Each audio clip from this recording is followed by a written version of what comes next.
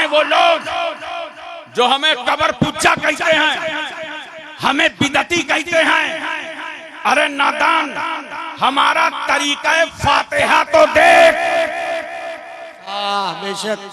हम नमाज पढ़ते हैं, इबादत करते हैं तो मुंह काबे की तरफ, और फातिहा पढ़ रहे हैं तो पीठ काबे की तरफ। हमारा तरीका फातिहा बता रहा है कि हम वली की इबादत करने नहीं आए, बल्कि अल्लाह वाले की जियारत करने आए हैं। सुभान अल्लाह, बेशक हक है कि जब मजार पर फातिहा पढ़ो, माँ बाप की कब्रों पर फातिहा पढ़ो, 4 हाथ दूर खड़े हो जाओ। और अगर जिंदगी में मुलाकात रही है तो जितने करीब से मिलते रहे हो उतने करीब से कब्र पे खड़े होकर फातिहा पढ़ो।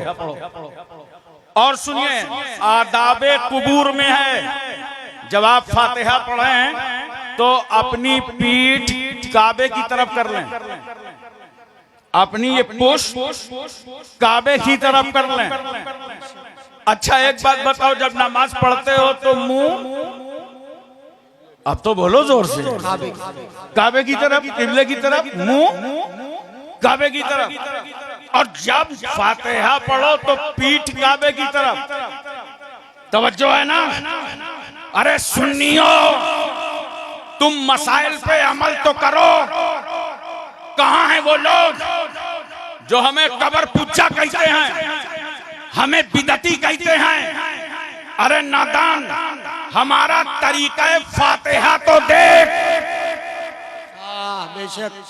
हम नमाज पढ़ते हैं, इबादत करते हैं तो मुंह काबे की तरफ, और फातिहा पढ़ रहे हैं तो पीठ काबे की तरफ। हमारा तरीका फातिहा बता रहा है कि हम वली की इबादत करने नहीं आए, बल्कि अल्लाह वाले की जियारत करने आए हैं। सुभान अल्लाह, बेशक हक है।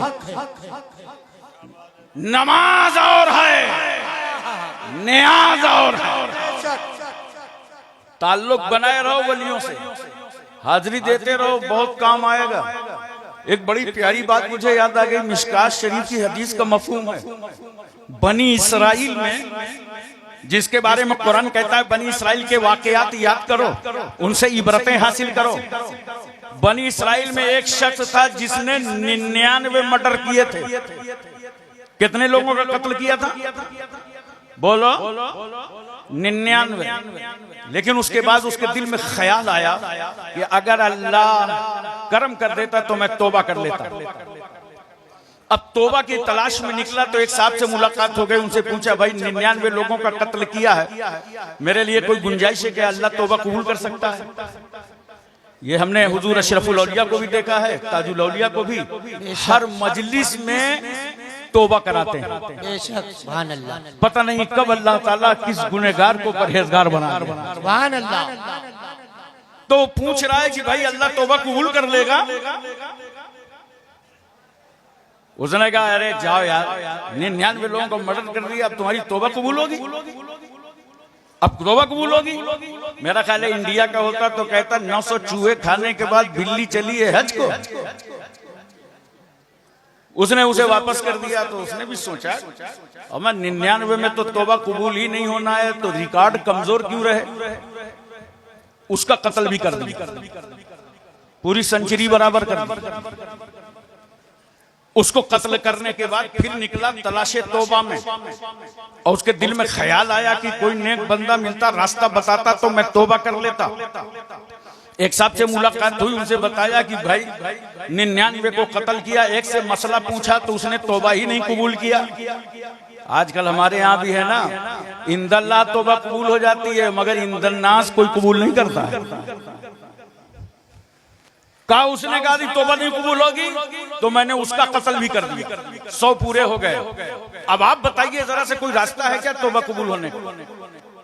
ये बड़ा चालाक आदमी था, उसने सोचा कहीं 101 पूरा व्यवहार ना कर दे। कहा, अरे भाई बिल्कुल तौबा कबूल होगी, लेकिन मसला बहुत बड़ा है, मैं थोड़ा जानता नहीं हूँ। सामने चले जाओ, एक गांव है और उस गांव में कुछ अल्लाह वाले रहते हैं। अरे बोलो यार, सुभान अल्लाह। कुछ सालेहीन रहते हैं, नेक बंदे रहते हैं। ये कोई वाकया नहीं मैं बयान कर रहा हूँ, हदीस शरीफ का मफहूम है। का उस गांव चले जाओ, सालेहीन रहते हैं, वो तुम्हें तौबा का तरीका बताएंगे। ये चल पड़ा, कहां चला? वलियों की तरफ। कहां चला? अहलुल्लाह की तरफ। कहां चला? अल्लाह वालों की तरफ चल पड़ा। चलते चलते रास्ते में रूह निकल गई, इंतकाल हो गया। जैसे ही इंतकाल हुआ तो रहमत के फरिश्ते आ गए, वहीं अजाब के फरिश्ते आ गए। अजाब के फरिश्ते कह रहे हैं 100 आदमियों का कातिल है, इसको हम ले जाएंगे। रहमत के फरिश्ते कह रहे हैं सुनो, ये अल्लाह के वलियों से मुलाकात करने जा रहा था, इसे हम ले जाएंगे। तवज्जो कीजिए जरा सा, अल्लाह ने जमीन को समट जाने का हुक्म दे दिया और फरिश्तों से कहा जमीन नाप लो, अगर ये अपने घर से करीब हो तो इसे अजाब के फरिश्ते ले जाएं, और अगर ये मेरे वलियों से करीब हो तो इसे रहमत के फरिश्ते ले जाएं। सुभान अल्लाह, बेशक। जमीन नापी गई तो वो वलियों की बस्ती से 1 बालिश्त करीब था। अब समझ में आया वलियों से मिलने का फायदा।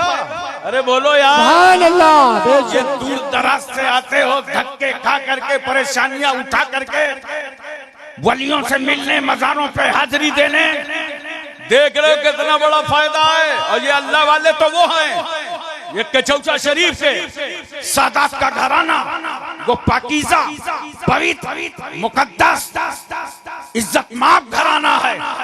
ये अल्हम्दुलिल्लाह जिंदगी में भी तुम्हारे काम आए।